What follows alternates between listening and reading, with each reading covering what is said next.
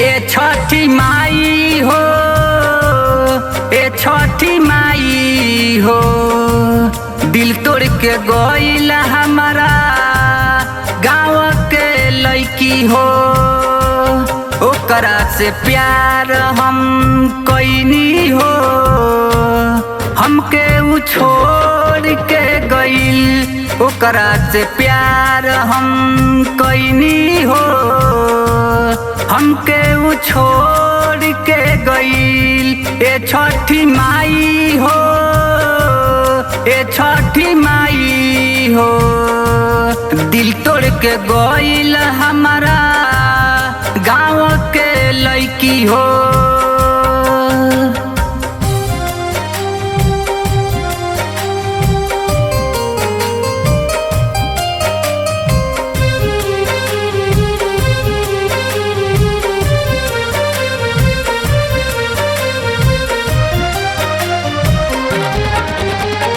ओकरा से प्यार कइनी, हमारा से छल कइली।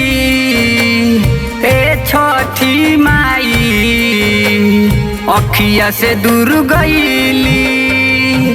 हम तो रोवतानी, रउए से कहतानी, लेके दर्दिया दिलवा में हम तो सहतानी।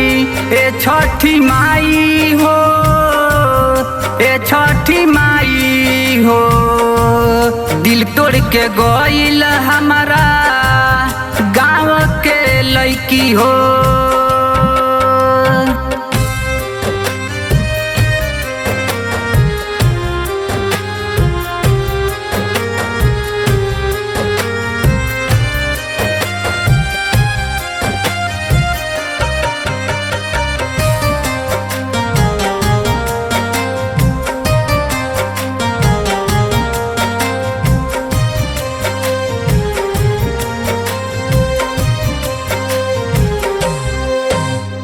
बबलू हरेंद्र के दिलवा से खेल गई।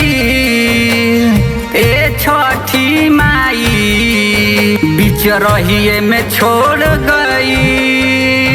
तू ही बताव ए माई हम का करी, फटल करे जवा के हम तो सियतानी। ए छठी माई हो, ए छठी माई हो, दिल तोड़ के गइल हमारा गाँव के लड़की हो।